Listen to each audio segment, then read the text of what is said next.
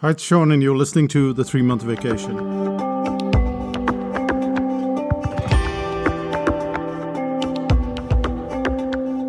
Imagine being so calm that you sleep through your alarm on the day of your presentation. When I first started with seminars, I was always extremely stressed out. 4 weeks before the event, I would have to put together the slides, write notes, and I'd be thinking about the event the whole time. Day after day, I'd be winding myself up. However, that situation changed considerably for me when Diane Hendrickson came into my life. Today's episode is about presentations. It's a topic I don't cover very much, but I'm very fond of doing presentations. I love going on stage. I like speaking to audiences. And you wouldn't know that I'm nervous. And the reason for that is there's a certain amount of preparation. Because everybody gets nervous and extremely nervous before they have to give a presentation. However, in many cases, it is a fear that can be reduced to the point where you sleep through your alarm and you're not so stressed out. Here are 3 things that you need to consider that will change the way you approach the preparation for your presentation. The first is external validation in advance.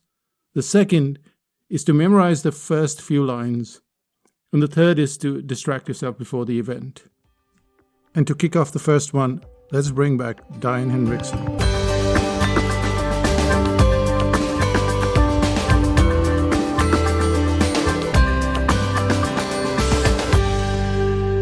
Diane wasn't a trainer, but a client. She had signed up for the 2-day event that I was hosting in Auckland, New Zealand.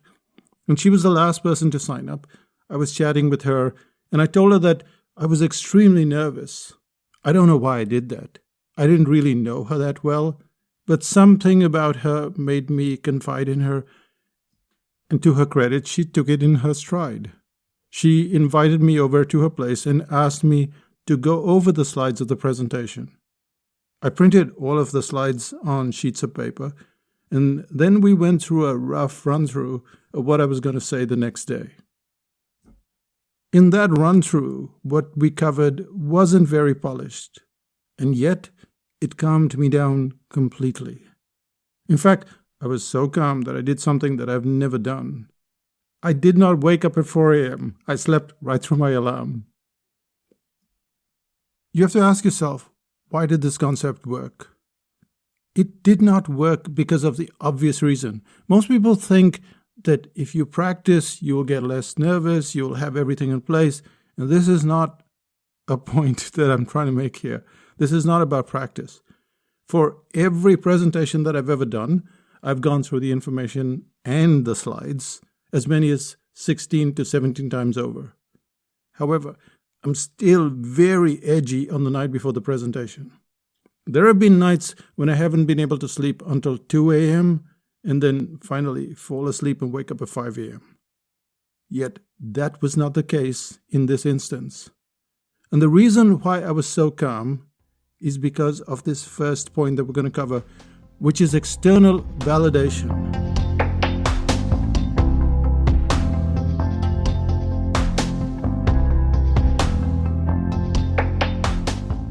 External validation is when someone other than your immediate family or your friends give you a note of approval. All of us need this level of validation from strangers. For example, let's say you've just written a book.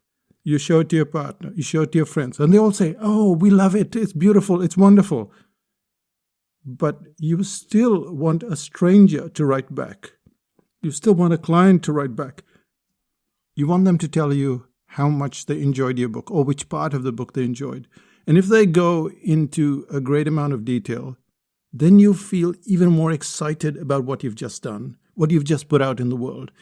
This is external validation. It's coming from an outside source. In the same manner, when you're giving a presentation, you need that external validation. Now, this is where we run into a problem. You can't just go on the street and go, "Hey, can you help me with my presentation?" So we have to go to a friend that we can trust and then see the response that we're getting as we're explaining our concept. This friend needn't be an expert, shouldn't be an expert. This friend is an audience member, just like anybody in your audience. They're just there to listen and to tell you how they felt about things.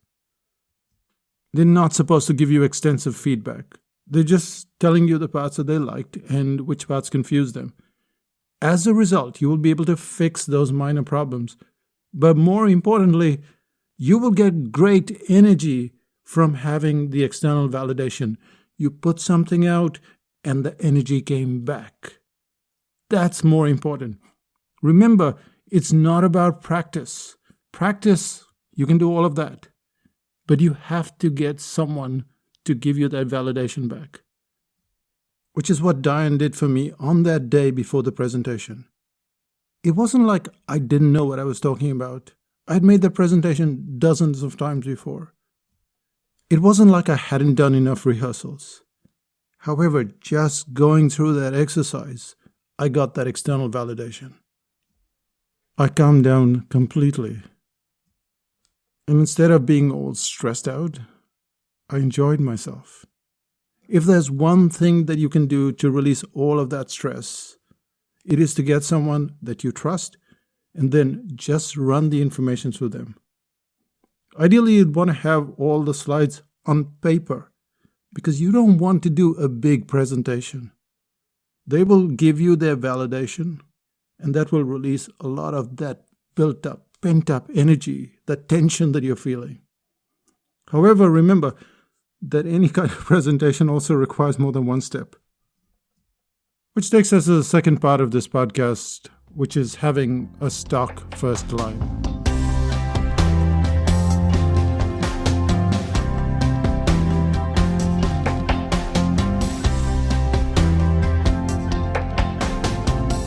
If you sat through many of my presentations, you would recognize that I was saying the same line over and over again. Here's how I would begin almost any presentation. I'd say this. As I look around the room, I can see all your happy, smiling faces. And the reason why you're going to be more happy and more smiley is because you're going to learn about why customers buy and why they don't. Now, that was a line that I used over and over again for years on end. And if I was making a presentation for the brain audit, I'd talk about why customers buy and why they don't. If I was talking about a different topic, like pricing or conversion, then I would change that line just a little bit. But the core of the line was always the same. I would always say, as I look around the room, I can see all your happy, smiling faces. And then people would smile back. And I would pause. And then I would continue with the next couple of lines. So why is this opening line so important? Of all the lines that you're using in your presentation, nothing is as scary as the first line, or maybe even the first few lines. You want to make a good impression on your audience, and it drives you crazy because you need to warm up a bit before you start to relax. This is why it's very crucial to have a line that you can use on a regular basis. And you'd think, well, everybody's going to know. If I repeat it now and then later at some other presentation, but nobody's coming to all of your presentations. And this is why you have to have a stock first line. And you can use it for years on end, as I did, changing it only just a little bit. The beauty about this line is it's so simple that you don't have to remember anything. It's just something that you say that gives some sort of energy to the audience. You don't want to start off with, "Good morning, it's nice to be here," because that's really boring, that's cheesy, that's what bad presenters do. You don't have to start that way. Your job is to take that audience member who's in their world and pull them into your world. So you have to say something that snaps them out of their world immediately.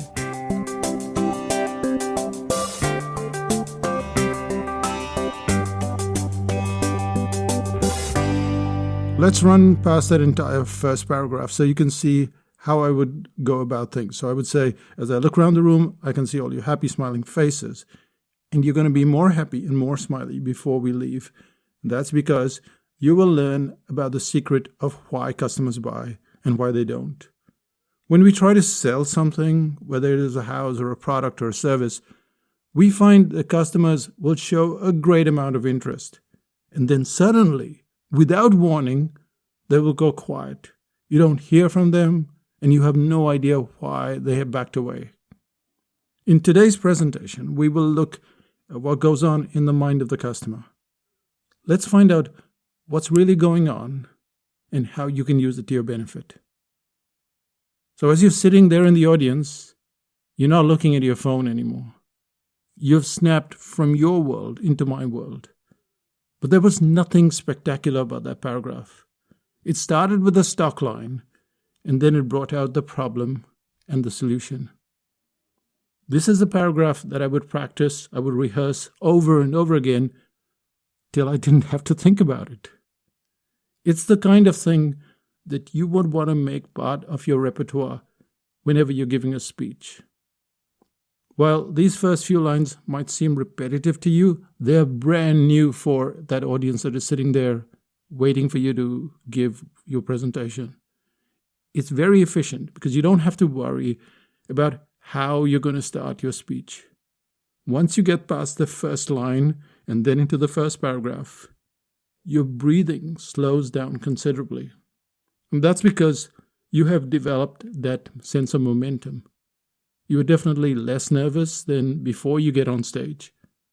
Starting off with a formula like the one above is what will work for you time and time again. The other way to start a speech is to tell a story.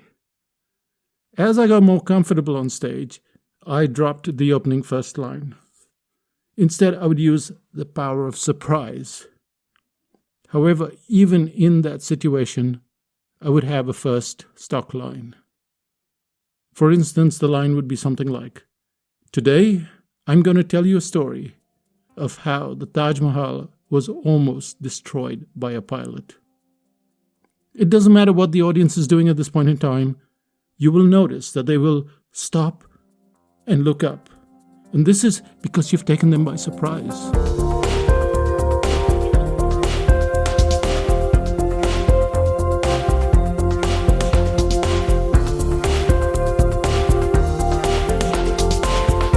Yet, even while you're surprising them, you're still using a stock line. You're still saying something to the effect of, "I'm going to tell you a story of ...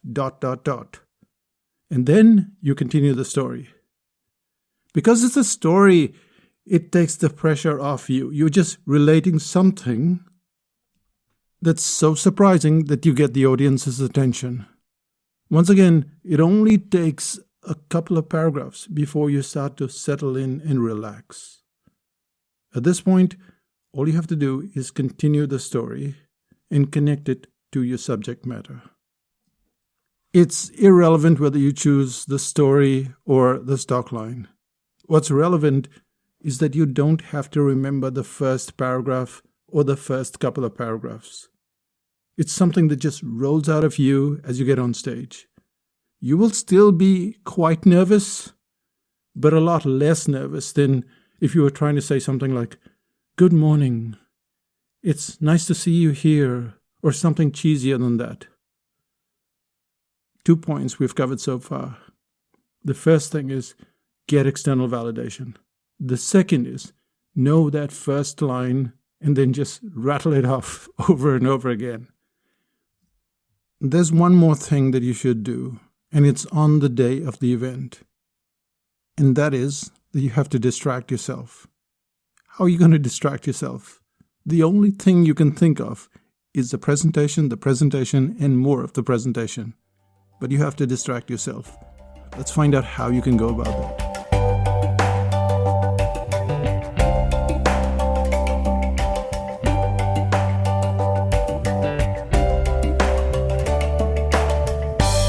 Here's an email that I got from a client recently, and the email references an event from 2009. And here's how it reads. "Sean, I want to express a ton of gratitude to you for an encounter that we had many years ago. To be specific, it was 2009 in Chicago. It was the first morning of an internet marketing conference held by Kevin McCarthy. I woke up early that Saturday. I had a mixture of excitement and anxiety. I went down to the lobby to grab some brekkie. I loaded up a tray of scrambled eggs and bacon and went looking for a place to sit. I turned the corner and you were sitting at a 2-person table working on your MacBook. I think you said something like, "Hey Jack, I'm Sean. Congrats on winning the Affiliate Manager contest. Want to join me?" I said, "Awesome, thanks." But inside I was thinking, holy shit, this is Sean D'Souza and he's about to give a keynote speech at this event. And I clearly remember that you started showing me just a few slides from your keynote. The email goes on to explain about that encounter, how it made such a difference. However, what's important to note is that he's talking about how I helped him, but in fact, he was helping me. And this is why. When you're giving a presentation, you are pretty anxious. We all know that. A good idea before you get on stage is to have breakfast with somebody. And the breakfast works in the same way as the external validation that we talked about. You might not talk about the content that you're presenting, or you might just. However, when you fill in that dead space, that space between I woke up in the morning completely tense, and now I have to give a presentation, and there's this big gap, you're filling in that dead space with some chatter. You are distracting yourself from what is to come. You might sit over their breakfast and explain what you're going to do, and in doing so, you relax. If, on the other hand, you are in your hotel room or sitting in your house, all you're doing is winding yourself up. A family member cannot reduce their pressure no matter how hard he or she may try. What you need, once again, is an external force. I usually make sure that I organize a breakfast with someone before a seminar or presentation. It drives Renuka crazy. She thinks that I need to relax, to rest my voice, in fact, but instead I'm going around chattering. Yet the reason for this breakfast or this distraction is just so that I calm down.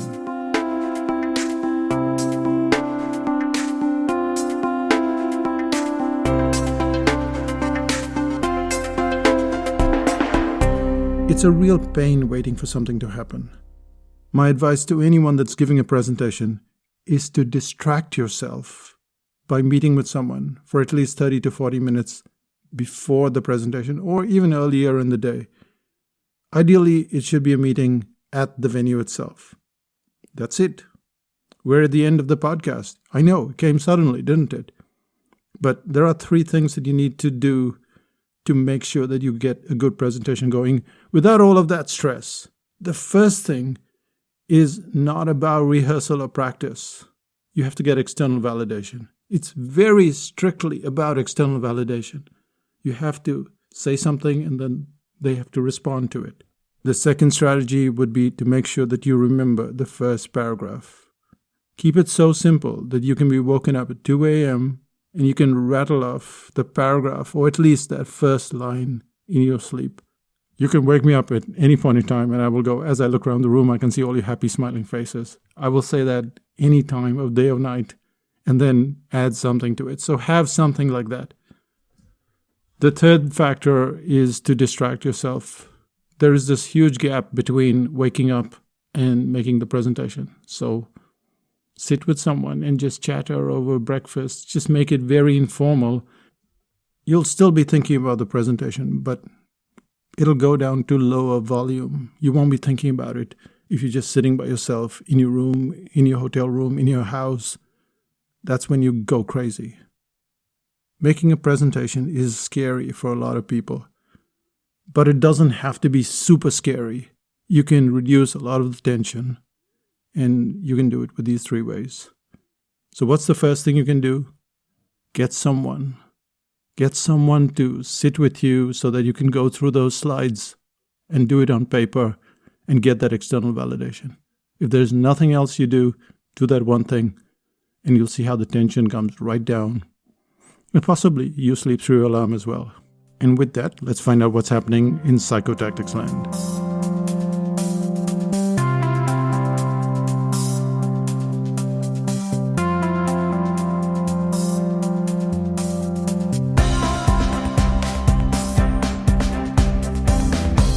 In late November, we're going to do something that we've never done before. We're going to have a strategy workshop in Paris, France, for just 6 people. And 4 of those seats have already gone. So if you would like to change the way you're doing something, then you can hire a coach, and that'll cost you tens of thousands of dollars over a year. Or you can check out this very unique opportunity. And yes, it's going to cost you some time and some money to get to Paris. But you will find that strategy is something that is absolutely crucial for your business. So check out psychotactics.com and go to workshops, and you'll find those couple of seats that are remaining. If, on the other hand, you would just like to meet up, we're going to have a meetup in Paris as well. So yes, show up there and let's have a good time. Probably 3 hours, probably 4, maybe the whole day. We don't know yet. And when we do a workshop, a strategy workshop, one of the first items that we tackle is uniqueness. There are so many products and services out there that seem exactly like yours. So how do you stand out? And if you can't make it to the workshop, then go to psychotactics.com/u goodies. That's U for umbrella and goodies. And what you'll get are a whole bunch of goodies on how to create your uniqueness. Because uniqueness is not about your company. It is about every individual product or service that you sell. Every single one of them, just like members in a family, they all have to have their uniqueness. And this means that you've got quite a task at hand because you've got to separate all of this information. You have to make each product, each service unique. And you have to know how to do it. So go to psychotactics.com/u goodies, and it's the start of a journey. So we'll either see you in Paris or we'll see you creating some really cool products and services with the uniqueness of their own. I'll say bye for now. Bye-bye.